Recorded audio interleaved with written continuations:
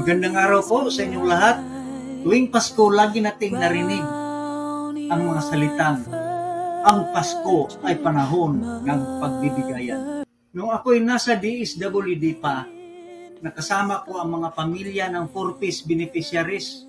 Doon ko natutunan na kahit simpleng bagay, gamit na damit or used clothing, ay nagdadala ng malaking tuwa at ginhawa.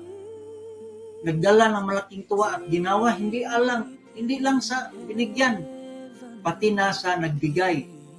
Marami akong masabing karanasan na may pakinabang din ang magbigay. Dahil kung hindi makaganti ang tao sa tinuturing na utang na loob, in which bihira ang mangyari, ang Diyos mismo ay magbigay ng ganti na mas mahigit pa. Mabasa sa Lucas 6:38, magbigay kayo at kayo'y bibigyan. Isang mabuting takal, siksik, liglig at maapaw ang ibibigay sa inyo. Ang ibig sabihin, kahit hindi natin ipagsigawan ang ating ginawa, ang Diyos mismo ang magbigay ng ganti. At hindi lang basta ganti, kundi higit pa sa inaasahan.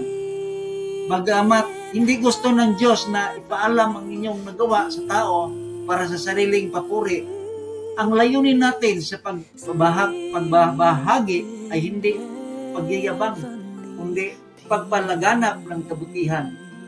Kapag nakita ng iba ang bunga ng pagbibigay, maaaring mahikayat silang tumulong din. Sa ganitong paraan, ang isang simpleng kabutihan ay nagiging binhi ng mas malawak na kagandahang loob. At nang ako'y nasa DepEd, namiss ko itong mga kasamahan ko. Tuwing dumarating ang panahon ng Pasko, ako'y naglalaan ng munting regalo para sa aking mga estudyante mula grade 7 hanggang grade 10. Mga panyo, medyas, inayos na plansa, orasan, potson, libro, tools, at iba pa. Hindi mahal pero may halaga, sapagkat ang tunay na diwa ng Pasko ay nasa puso ng pagbibigay.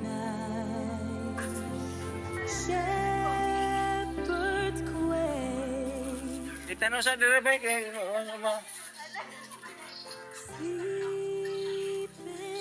Tagay ko gunting ninyo. Ito na. Ha? Ay, pong 6. May dalawa akong plansa. Pulot ko lang sa dumpsite. Maganda pa, pero sira na. Inayos ko, pinaglaanan ng panahon. Walang gastos, pero may malasakit. Paano ko pinili ang pagbibigyan? Tinitingnan ko kung sino ang naka-uniforme na hindi plansado. Tinatanong ko kung may kurente ba kayo sa bahay. Sayang naman kung mapunta sa walang gamit, di ba? Walang kurente, hindi magagamit. Kita rin akong wall clock. Bago pa pero nasa basura. Nilinisan ko, nirepair, nilagyan ng bateryang nakita ko rin sa basurahan. Naka-plastic pa. Inistir ko, normal ang current. Hindi lahat ng galing sa basura ay marumi at hindi mapakinabangan. Hindi lang nila alam ayusin o mas mahal ang oras nila sa pag-ayos. Kaya itapon na lang at bumili ng bago. Ang tunay na halaga minsan hindi sa presyo nakikita, kundi sa oras na inalaan para ayusin. Mga reference books, inspirational books, second hand, bibili used electrical tools. Pero mas valuable pa kaysa brand new na panyo o medyas. Hindi lahat ng mahal ay bago. Hindi lahat ng bago ay mahalaga.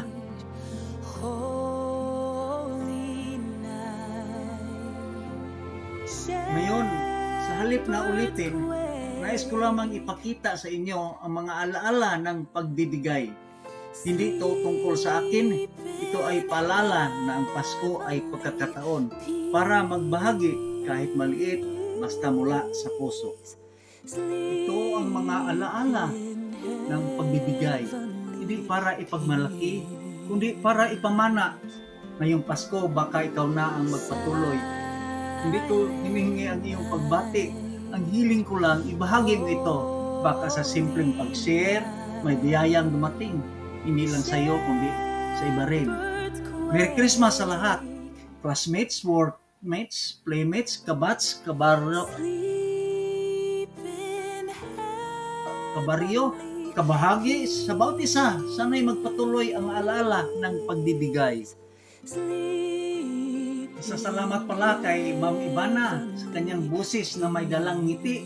Ginamit ko ang kanyang virtual presensya, hindi lang para sa ganda ng tunog, kundi sa ginhawang hatid ng kanyang pagsasalita. Kahit ang mensahe ay may bigat, may tapang at tila hamon sa paniniwala, ang kanyang tinig ang naging tulay upang ang katotohanan ay marinig ng may ngiti, hindi galit, may pag-asa, hindi takot. Merry Christmas, Ma'am Ivana! Merry Christmas din, Idol Vert. Alam mo naman, tukulin nating magsabi ng tama kahit minsan may kurot. Pero ngayong Pasko, baka pwede namang gawing regalo ang simpleng suporta. Paki-subscribe na lang po sa video ni Idol Vert, hindi para sa kanya lang, kundi para sa menseng gusto niyang iparating. Sama-sama tayo magbigay ng ngiti kahit sa gitna ng seryosong usapan.